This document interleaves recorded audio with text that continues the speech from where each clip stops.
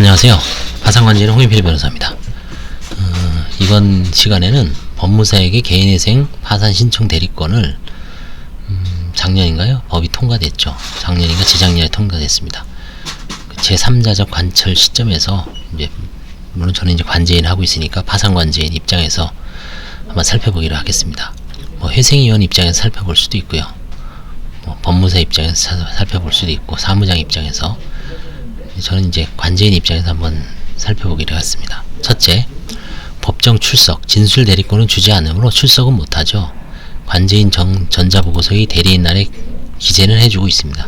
예전에는 법무사면 소송 대리권이 없으니까 대리인란에 기재를 하지는 않았습니다. 그런데 아직도 송달 영수인이라고 기재하는 법무사도 있는데 이건 이제 법무사 자체도 좀 잘못 알고 있는 거죠. 파산에서는 대리인으로 이제 기재를 하거나 이런 게 맞죠. 두 번째, 사건 선임수가 급증하는 등의 변화는 없습니다. 즉 법무사가 소송 대리권, 파산 회생, 개인 도산 사건의 신청 대리권을 법에 의해서 허용받았다 그래도 이 모든 사건의 균형추가 법무사로 쏠리고 있는 그런 급등의 변화는 없는 것 같습니다. 세 번째, 유튜브는 해당 법무사 변호사의 능력에 따라 구독자 내지 선임 건수의 차이가 있는 듯 합니다. 그래서 나름대로 충실하게 꾸준히 하는 게 중요하다고 봅니다.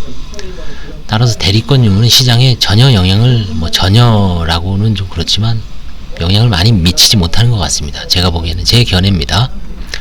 연말 이삭죽기 하면서 직접 내방객에게서 들은 이야기인데 법무사는 이제 가격 경쟁력이 있는 것 같습니다.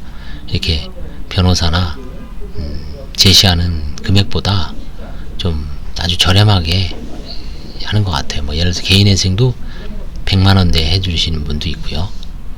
파산도 100만원 미만으로 해주시는 분이 있을 수가 있습니다. 근데 이제 결국은 개인회생이 다 천차만별이죠. 진짜 쉬운 사건은 100만원짜리를 받아도 남는 게 있을 수 있고 비싼 사건은 1000만원 이상 받아도 힘든 사건이 있죠. 그러니까 그거는 다 케이스 바이 케이스입니다. 결국 이제 변호사도 방법은 없죠. 개파와 개인 회생 신청서를 부단히 노력해서 한두 시간 내에 종료해야 할 듯 합니다. 숙달을 해서 사무장도 마찬가지예요. 그리고 남는 시간에는 상담을 하거나 광고를 하거나 유튜브를 하거나 최대한 어떤 그 업무에 쏟아붓는 거를 트레이닝해서 신속하게 하는 게 중요하다. 개인은 몰라도 개파는 가능하죠. 개파는 14가지 서류 플러스 알파 그 서류가 가진 의미, 그다음에 관제인이나 법원에서 바라보는 어떤 그 사건의 속성을 잘 꿰뚫고 있으면은 개파는 노력만 하면 얼마든지 가능하다고 봅니다. 결국 본질은 이제 영업이라는 게 이제 사건 선임이죠. 어떻게 선임할 것인가, 광고를 할 것인가, 기존에 있는 사람 소개로 세게 칠 것인가, 지인 영업에 주력할 것인가, 동호회에 나갈 것인가, 여러 가지 방법이 있죠. 모임에 나갈 것인가, 그다음에 생산력 향상. 이거는 변호사도 마찬가지고 직원도 동시에 노력을 해야 됩니다. 유튜브를 진출하시고 로톡 활동을 열심히 하시면, 로톡은 저도 이제 요즘 벌써 제가 한 4달째 어제 보니까 이제 69건을 자문을 해줬는데 방문 상담은 한 15개, 나머지 이제 한 50건은 전화 상담이죠. 15분 2만원에서 3만원, 25,000원. 그건 물론 자율적으로 정할 수 있습니다. 방문도 5만원 이상, 30만원 미만으로. 근데 대부분 저는 한 2만원에서 5만원 놓고 하지만, 여기는 이제 보면 특이한 게, 온라인에서는 저는 채권자가 이렇게 상담을 하는 건 별로 없었던 것 같아요. 오프라인에서는. 근데 로톡 활동을 하고서는 채권자도 선임했습니다. 채권자들도 선임하는 경우가 있습니다. 채권자, 임차인도 마찬가지고. 그래서 로톡 활동이 비단 우리가 이제 그동안 개인 도산은 주로 채무자 중심주의로 선임을 했죠.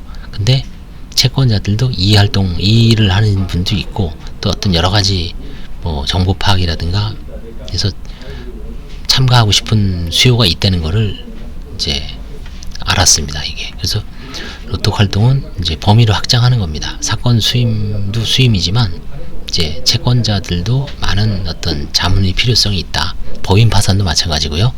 법인 회생은 더더욱 말할 것도 없고, 개인 파산, 개인 개인회생도 마찬가지입니다. 개인 사건에서도 채권자들이 관심이 상당히, 그 다음에 뭐 비단 채권자뿐만 아니라 이해관계인 있죠. 뭐 근저당권자라든가, 어제는 매수인도 전화를 했죠. 매수인. 개인회생 물건을 자기가 매수하고 싶다. 계약을 체결했어요. 거기서 개인회생 관련된 어떤 법적인 문제점, 리스크라든가 위험성을 한번 자문해 주십시오. 그래서 이렇게 이런 걸 더 알아봐라. 그렇죠?